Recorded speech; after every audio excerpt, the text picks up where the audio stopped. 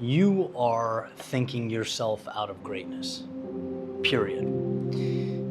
There is a next level to your life and your reality that you haven't seen, touched, even come into contact with, because you're coming up with 1,000 different reasons why it's not time, you're not prepared, you're not good enough. And I want to share with you, obviously, the creative route, the entrepreneurial route, I've been doing this for about 10 or 11 years. And arguably the single most important lesson I've learned is that you're never going to feel ready and you're never going to be fully prepared. Going is a prerequisite to feeling comfortable. There's a lot of talk about earning your confidence. Well, what does that mean? How do you earn confidence? It's not bestowed upon you and then you leave. You go out a rookie. You step out your front door a student, having no idea, understanding that you'll make mistakes, but trusting yourself to pick pieces up along the way, right? And so this is a very simple kind of anecdote, but I think everyone will understand it. If you look at just the content creation, my output, right? So writing these speeches, podcast episodes, year 1 and 2, I would write something, I would send it to 50 people, I'd get feedback, I'd change it 20 times, I'd adjust volume levels, I'd change words around. You get the idea. I'd finally release it. And if I showed you where I started from where I finally hit the upload button, very minimal difference, right? It's fear, it's resistance. This isn't perfect. This isn't everything. Where our development and our evolution comes from, I believe in this, I made it, it's going out. Or I want to do this, so I'm going to give it a try. And it's not going to be perfect. Then you take a step back, you look at the results, you analyze, and you go again. Life is a repetition game. It's an adjustment game. It's not a perfection game. And I would argue that one of the great tragedies in life, and some of the most talented people I know, truly brilliant minds with brilliant ideas and potential that goes on forever, they're not tapping into that, and they're watching life go by, telling themselves the same story over and over and over again about how someday the stars will align, and they don't. They don't align because it's up to you to make them align. Right? There's a very simple idea, the thinker and the doer, right? And so I don't know if you guys have seen this, it's almost like a little meme where you have the two statues, right? And one's a thinker, one's a doer. And for the doer, the guy or whatever, the marble guy, is no longer attached to the top of the statue. You look and you see footprints, and he's left the statue and he's on his way, right? And then you look at the thinker and he's still sitting there in like the thinking position. And that stuck with me because that simplicity beautifully articulates this dilemma. Our biggest, I'll call them adversaries, usually are not complexities. They're very simple things that we're getting wrong. You can think and strategize and plan all you want, but hey, life has a say. And life will always have a say. And so you make this plan, you step out into the real world, you're gonna spend 90% of the time adjusting that plan anyway, navigating variables. Whereas the person that just blindly goes and understands, hey, this is a journey, it's not gonna be great, I'm gonna adjust. I'm gonna make moves, I'm gonna adjust. I'm gonna make moves, I'm gonna adjust. That is the $1 million idea.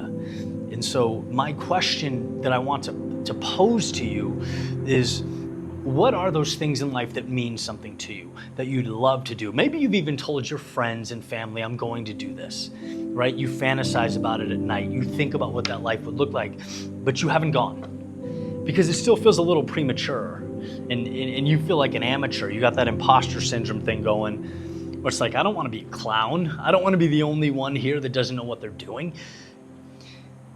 That's the game. And so I'm not asking you to have all the answers or perform any miracles. I'm asking you to just start, to just do one little thing that will make you, A, realize, oh wow, I sucked at this and it didn't kill me. And also, now I'm a little bit further. I'm a little bit further along because of my courage.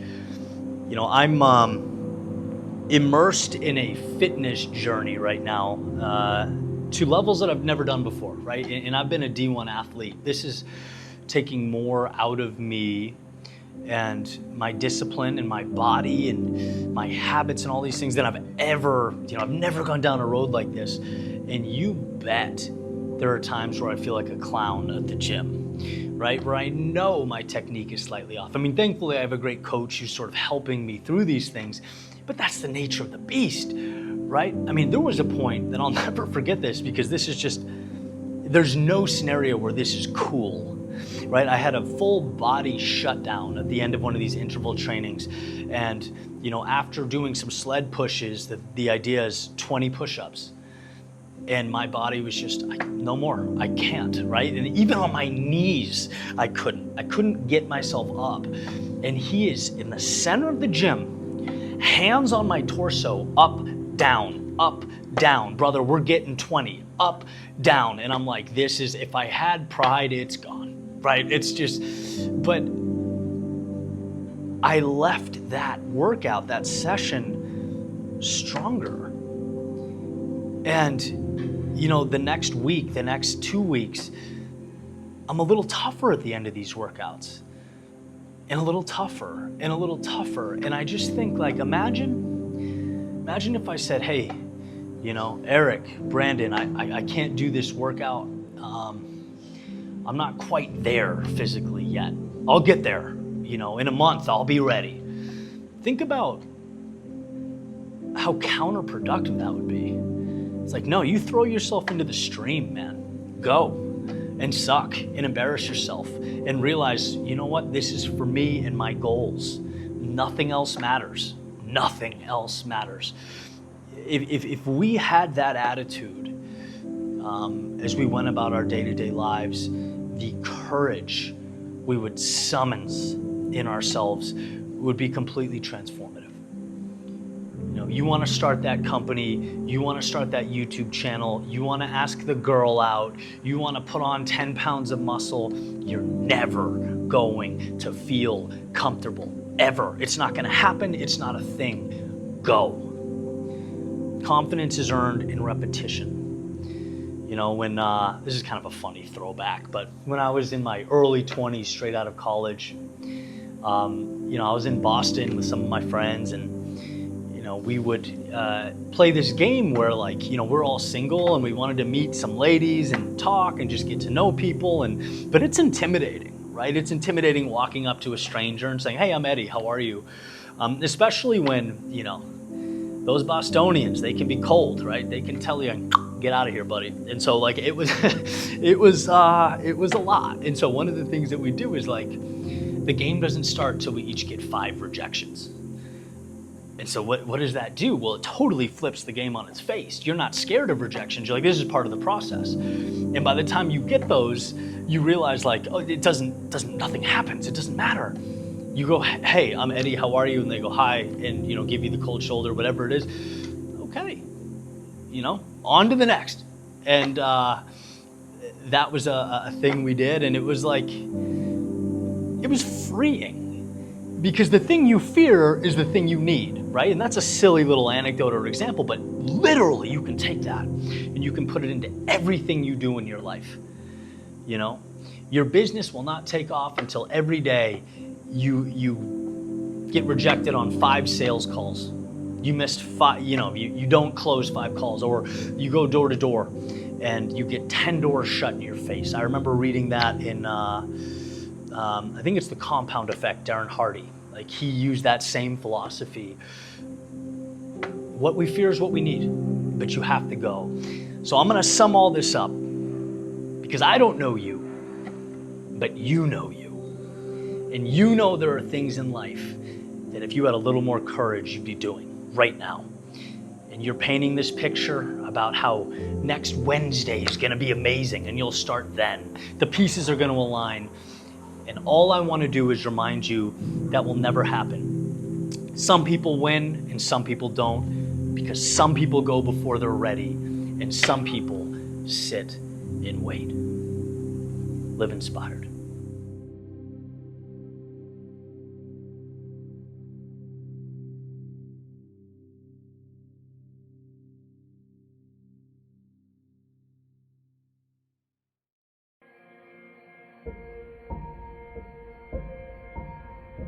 Sometime last winter, I got an email from someone asking if I'd help them with a keynote speech they were delivering. I'd never met this person before. His name was Rod, seemed like an awesome dude. Said absolutely. So we arranged a date. He flew into South Florida and we met to chat about the project. Now, a lot of time has passed, since then, and the reason I'm bringing it up now is really twofold. The first, and probably the most important, is that I walked out of that meeting a different person than when I walked in. And I want to share my lesson learned because I know there are people out there that will help in a similar situation, maybe without even knowing it. And the second is, it's a perfect example of those emergent properties that seem to evolve out of life after days, months, years of compounded hard work that I talked about in last week's video. So back to the story, we're sitting there and he's telling me a little bit about himself. He started multiple multi-million-dollar companies, produced major motion pictures. Incredible dude, done incredible stuff. He sort of makes his way to the speech, which is why he was there. Talks a little bit about his vision, what he's written, where he could use my help. And, eventually asks, Eddie, what's it going to cost me? And I didn't care, right? I just wanted to learn from the guy. I mean, he's done some amazing stuff. And just being around interesting, motivated people, the more friends you have like that inspire you to push the bar, the better. And I remember I just sort of threw out a number, a low number, and he looked at me and I'll never forget it. He goes, Eddie, come on, man, be a fucking salesman. And he pulled out a check, wrote it for like 5 times more than I usually charge for something like that, and goes, from now on, you're never worth less than this number. And I drove away a completely different person than when I pulled in. I mean, Rod essentially shined a spotlight on the fact that I was capping myself, that I was creating walls around my potential, but not just economically, in a lot of different areas of life. It reminded me that we set our own value, we decide our worth, and it's very easy to undersell ourselves. The value you depict, the value you portray, well, that becomes your reality. Right? And I've been sort of in the weeds, in the micro level. I've always felt like I could take on X, Y, Z, like throw it at me. I'll figure it out. I'll make it happen. But how easy do we forget, looking in the mirror, that we have to define the person looking back. We have to believe ourselves to be better, more, bigger. That's not a subconscious thing. You have to make time for that. I'm not just a writer, producer, filmmaker. No, I'm one of the best writer, producers, filmmakers. That is how you have to look at the world. Things aren't bigger because we don't up the ante. We're not richer, bigger, faster, more accomplished because we still see ourselves a certain way. And guess what? That doesn't change until your perspective does. And I wanted to share that because it doesn't happen every day, right? People don't just come along, tap you on the shoulder and say, hey, you're worth more than you're acting like you are. I'm incredibly fortunate to have that experience, and maybe you're at that point where you need that little reminder. How are you defining your worth? How do you see yourself? Because once you begin to look at yourself as one of the best, the world conforms, and it's a pretty amazing thing.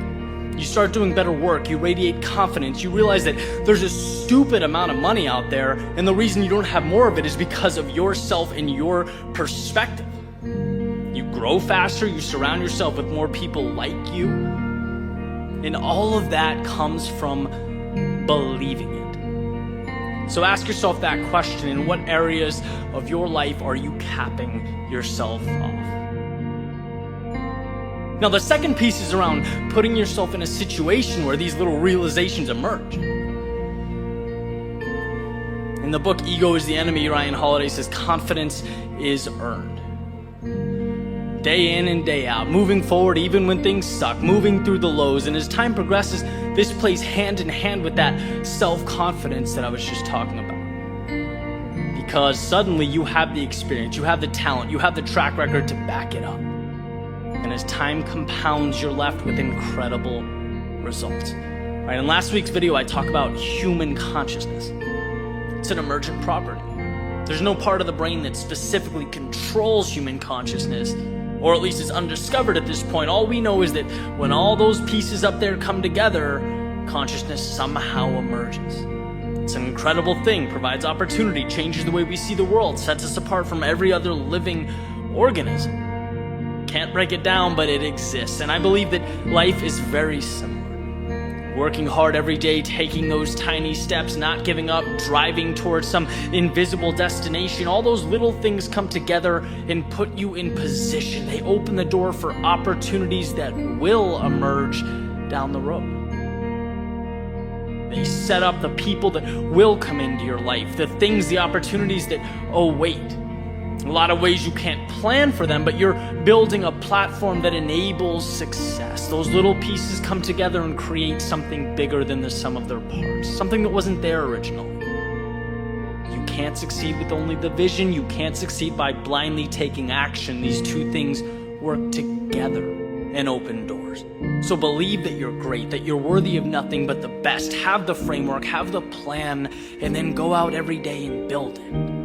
Rain or shine, little by little, build it. And you'll be amazed at the amount of power and control you have over your own destiny. Vision and execution are a beautiful combination and will take you to some amazing places.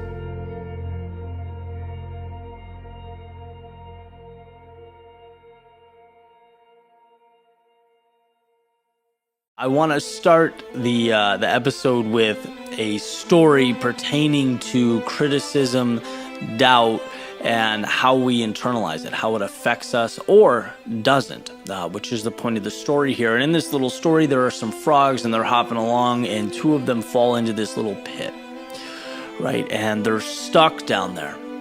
And you have the ones up top looking down saying, "Oh my God, guys, that's a death sentence. You're done. Don't even try. It's over for you." And they're frantically hopping. They're trying to get out. They're scared. And then the people up top, or the frogs up top, are saying, "You're done. It's over. Stop. Don't waste your time." One of them finally, concedes, maybe you're right, and jumps further down into the pit and ultimately dies. The other one keeps jumping, and the frogs on top are saying, "Stop. Don't waste your time. There's no point. There's no point. You're done." But he keeps jumping and ultimately gets out. And when he gets to the top, the frogs are saying, "Didn't you hear us? We were saying that there was no way out, that you were dead pretty much." And the frog communicates basically that he's deaf, right? So he couldn't hear a word. And the beauty in that is that, when you don't hear the negativity, when you don't hear the doubt, you create your own reality, right? Truth is defined by the author. You are the author of your own story. The future hasn't been created yet. And so giving someone else control over that outcome, doesn't make sense. It actually doesn't make sense, right? It's similar to one of my favorite, I don't know if it's a quote, but the idea that, most of the people who did fantastic things were too ignorant to understand the odds. Right? It's like when you allow outside circumstances to dictate what's real, they're holding the pen and they're deciding. But when you have clarity and when you have a laser focus on what matters and what's important, all the nuance and the detail outside of that, what other people think or what they say or what they believe, has no relevance to what you do or what you're trying to do. There's always going to be that chirping. There's always going to be that negativity. And the question is, do you internalize it? Do you jump into the pit? Do you believe it? Or do you tune it out and you jump out and make a world for yourself that matters to you.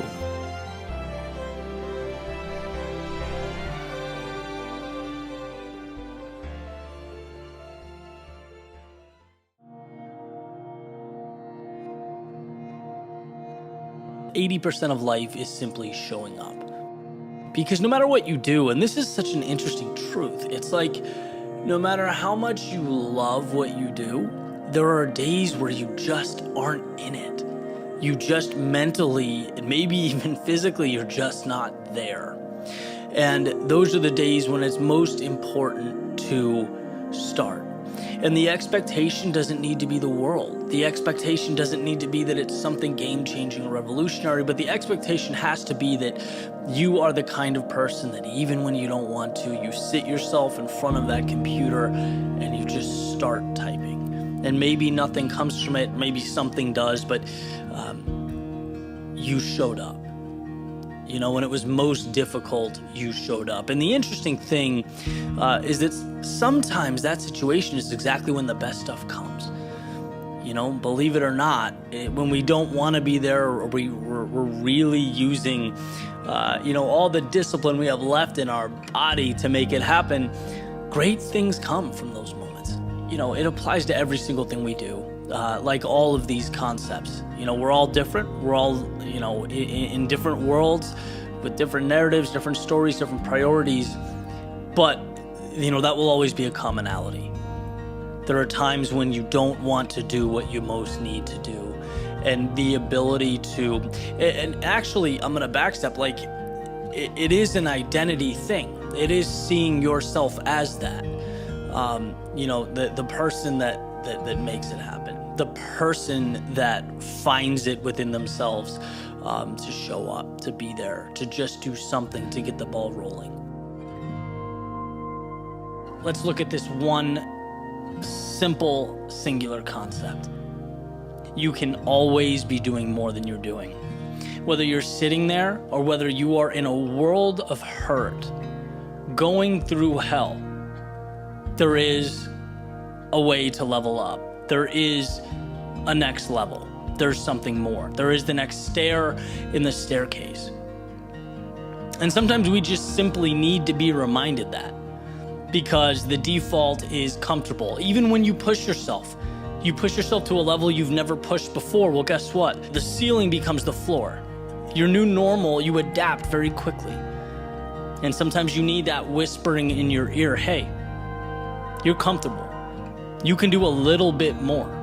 You can always do a little bit more. There's no rule that says you can't be 1 second faster. There's no rule that says you can't push a little bit harder.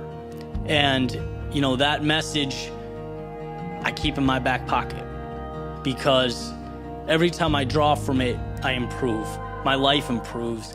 And, if you have aspirations, which I know everyone listening to this or watching this does, right? That's why we watch this content. That's why I create it. That's why you guys do what you do. We want more. We know what we can get from life. We know that infinite pool of possibility to draw from. So why waste it? And the more you get that reminder, no matter what you're doing, hey, there's more in you, period. That will never be a false statement.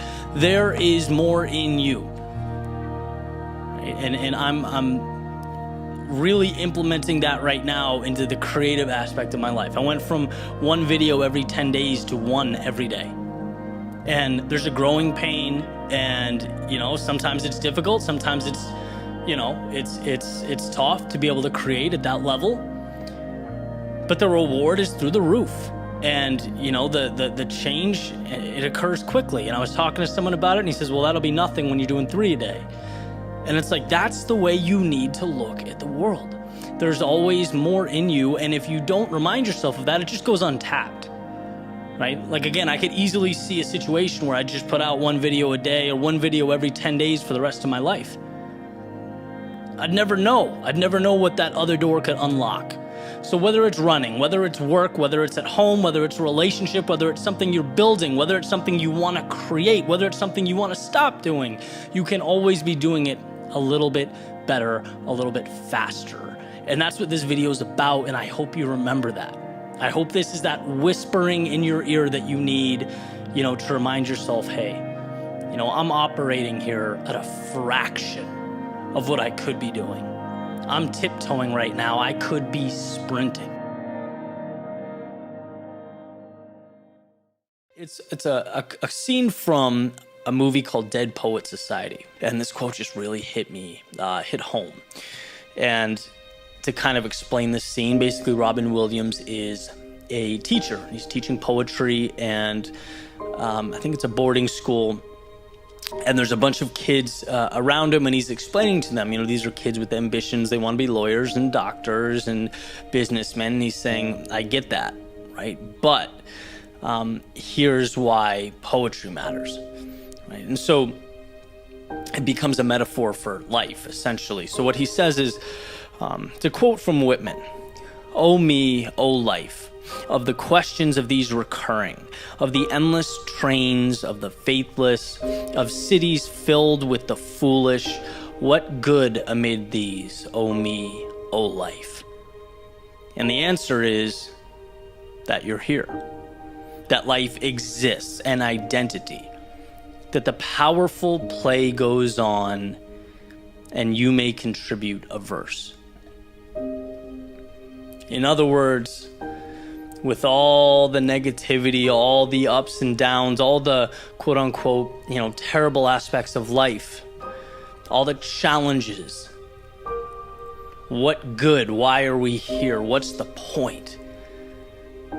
And it's that it's gone on for millions of years before us, will go on for millions of years after us, like a play that we can contribute one verse, and the power in that, right? Just waking up and understanding that we have the ability to create our own history, our own little universe, to change the way things are, to leave our mark. And so he's talking about, I mentioned the kids huddled around him. He's like, you want to be businessmen and lawyers and engineers and doctors, and it's incredible. It's a noble pursuit. We need those things to sustain life. But the reason poetry is important, reason things like love and passion and beauty are important, is because those are the things that we live life for.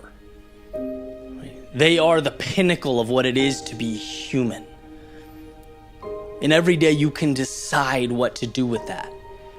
You can delve into it to change, to grow yourself, and in essence, improve the world around you. You can play a part in something much bigger than you. And it doesn't have to be this grandiose thing. It's using what you have where you are, and the impact you can make is infinite. Never forget that enormous things are just the culmination of small things, little decisions. Right? Because for those of you thinking, well, I'm just one person, what difference does it make? And why would my verse matter in the grand scheme of things, the great play of life? Well, I have a follow-up for you. I thought this was beautiful too. You say you're not special because the world doesn't know about you. But that's an insult to me. I know about you. Right? Everyone touches someone. And the ability to impact those in your immediate circle, it just can't be understated. Right?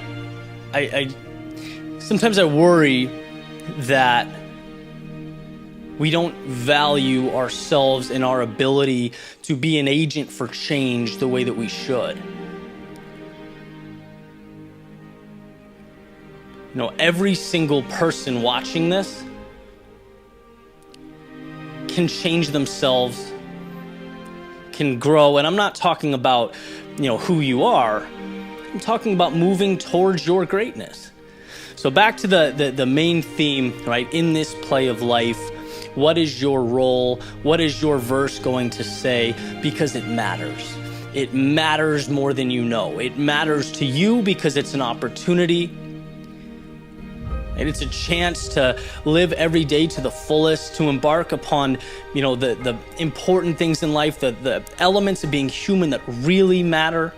Passion, purpose, enjoying what's around you, growing, learning, and in essence, helping others do the same. When you delve into your greatness, it changes the world.